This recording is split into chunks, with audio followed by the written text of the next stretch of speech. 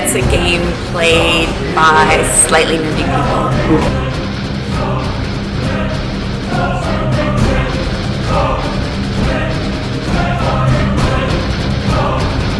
It is a form of entertainment, like a child's imagination.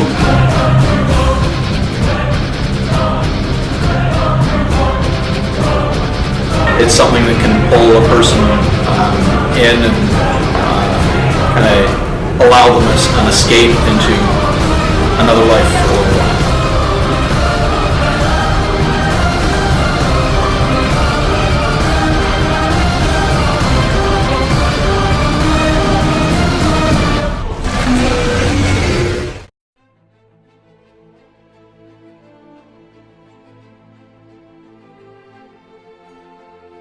Dungeons and Dragons was created by Gary Gygax. I think it started in like 79, 80. It started in 1974 and it was based on Gary Gygax's earlier game Chainmail. Well, it first came out when I was in about grade 4.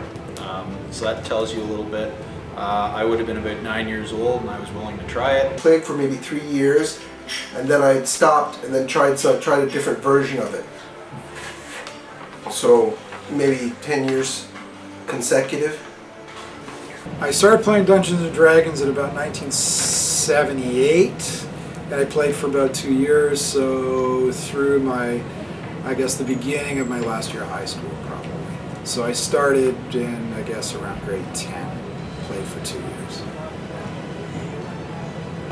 Yes, I played Dungeons and Dragons before. I played about three times back in 1982 or 83.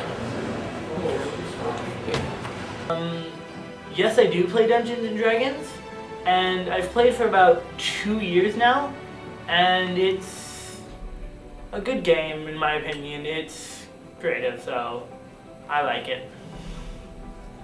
The first generation was published in 1977. The rules assumed that players own and play Chainmail. The rules provided no overview of the game, so it was difficult to understand. I guess I probably played the first generation because I played back when it was first introduced, and that was the game that was picked because the games master, my next door neighbor Jeff, he picked the game that we played. When I started playing Dungeons and Dragons, it was relatively new, I guess. It was, as I said, about 78, 79. So at that point it would have been a number of years old, and there were very few people playing it at my school. There was only a group of about 7 of us who played, and nobody else. I went to a pretty small high school. There was only 400 kids in it. So it was, there wasn't a big pool there of students. Maybe it was average for high school, I don't know. If you had a school of 1,500, maybe if you went by percentages, it would have been the same. But there were only about 6 or 8 of us. The second generation, or Advanced Dungeons and Dragons, was published between 1977 and 1979. The rules were revised in many ways to make them easier to understand, such as monster manuals, players' handbooks, and the Dungeon Master Guide. Well, first gen, obviously, because it was the only option, right? And then I got into second gen because it seemed more balanced. It wasn't as overpowered, where you couldn't walk into a pre-made room and slaughter everything because you had certain bonuses. The third generation was published in 2003, and the fourth generation was published in 2007. These 2 generations of the game increased the amount of handbooks, manuals, and guides given, and added new things to these, such as more classes, powers, races, feats, etc. Originally I played 4, but I switched to 3 because it looked better, and I also didn't like some of the things in 4, like some of the rolling was a little bit weird and the balancing was off, and I enjoyed 3 a lot better. Through countless rule changes and upgrades, I've played it for probably the next 25 years.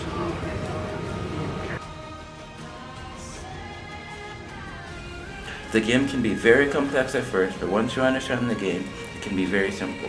The game is played with a group of friends and can be played with or without a board. It's easier to imagine with a set board, right? But when we were playing our own game, we usually pick a landmark and have that as the control. I played a lot of different ways, but usually we drew maps on paper. Drawing the maps lets you visualize what it was. There were times when I ran it where I'd create a 3D dungeon if we were dungeon crawling, where you could use cardboard and pins and basically put up the dungeon that you were creating. It allowed you to, and doing it like that. I used miniatures. Let you kind of move where you want to go. Let people demonstrate what they want to do. It just gave more options and flexibility to the game. The game can be played in many different ways. The theme can be medieval times or even the future. It's up to you. We went so far as to actually design our own game because we felt that D&D was too expensive with all their expansions and et cetera, that you had to get. So we literally wrote up a set of rules, designed our own game based off Marvel comic books. The basic rules that are always the same are, there's always one player called the Dungeon Master who controls all the NPCs or non-playable characters, such as the dragons, goblins, etc. The rest of the players have their one character that they create, and if they die, the player is out of the game. The Dungeon Master will start a story and will put the other players in a situation. The entrance to the dungeon is a moss-covered door. You manage to open it, only to find yourself face-to-face with a hideous, foul-smelling, moss-covered ogre. What do you do? In that situation, the character chooses what they want to do, and their success is based on a roll of a 20-sided dice. We played, I wasn't the Dungeon Master, my next door neighbor Jeff was the Dungeon Master, and so we played an early incarnation of the game, so we had a graph paper and we would map out our quest or whatever on this graph paper, and he was the one making the storyline up as we rolled the dice. Initially, obviously, it was as a player because nobody jumps in as a DM. And playing a bit of the structured game, I realized that it'd be more fun if you could completely improvise it, right? And that's when I started taking over as a DM and literally improvising the story completely. Without the maps, no need. Conditions. You started with a beginner set with a number of booklets in it, and then it got increasingly complex after that. So I had some friends who were heavily into it, and they had the subsequent books, and at that time there are a number of slim books that sort of introduced you to the whole idea of being a dungeon master and whatnot, and the rules of the game. And then, of course, there was more involved stuff that some of my other friends got into. They were the dungeon masters and I wasn't. So I think that says something about how much I was into the game. I never designed dungeons. I sort of got out of it after a couple. To be quite honest, after a while, it just descended into an argument. Like somebody would argue about really, your level 5 elf really couldn't beat up a Balrog. That wasn't right. The odds wouldn't work out that way. And they'd argue about it with the dungeon master, which actually they enjoyed, but I got a little bored with it, to be honest.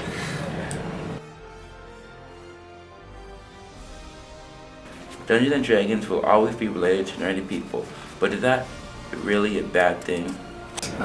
We knew when we were playing that there was just a slight bit of ridiculousness to it. So oftentimes things associated with Dungeons & Dragons were a lot of fun and funny, because it seemed to be that people who played Dungeons & Dragons often really like Monty Python too. So almost when we play these games, and more often than not, when we were done, we'd end up throwing on a Monty Python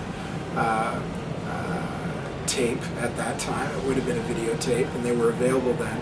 So there are a number of good things that I associate with playing Dungeons & Dragons, and I remember enjoying it, until, as I said, they descended into an argument, and that got a little tiresome. Stories. Well, there's lots of stories. It's generally not funny unless it's in-game, where you'd have circumstances occurring, such as, say, rolling a die 20 on a strike, and of course the DM exaggerating the hit. The example, somebody throwing an axe, hitting a die 20 and cutting off 9 or 10 characters' heads, and then accidentally hitting his own partner in the arm because he was just in the wrong place at the wrong time. That type of deal. But generally, the crowd that I played it with took the game seriously, but not too seriously. So you didn't really get a lot of that, other than people watching trying to figure out what you were doing. Most The funniest moment I had? Probably when I was running a game and a wonderful little dwarf character stepped on a trap that shot him through through the mouth of a frog and down a chute into a pit. And he somehow managed to get out of the pit. He really wanted to get back into the fighting, so he ran in through a few rooms, got back into the room, crossed the room, and stepped on the trap again and fell back into the pit. That was the beauty of using miniatures, because he moved him right across and stepped on the trap. Well, my friend, like, he kind of didn't know how to play. He was just starting. So, the DM made it super confusing for this person just to mess with him. So what ended up happening is we made it so, like, we put him in a dungeon, and we made like these most confusing puzzles and stuff happen, and like he ended up facing these really strong creatures which he didn't understand why he couldn't face and couldn't beat, because he thought, oh, we said it was this is the easiest it got, right? So we made it ultra hard for him just to mess with him a little bit. And the best part of D&D is it teaches you a valuable lesson in life. Always loot the bodies of your dead enemies. All right.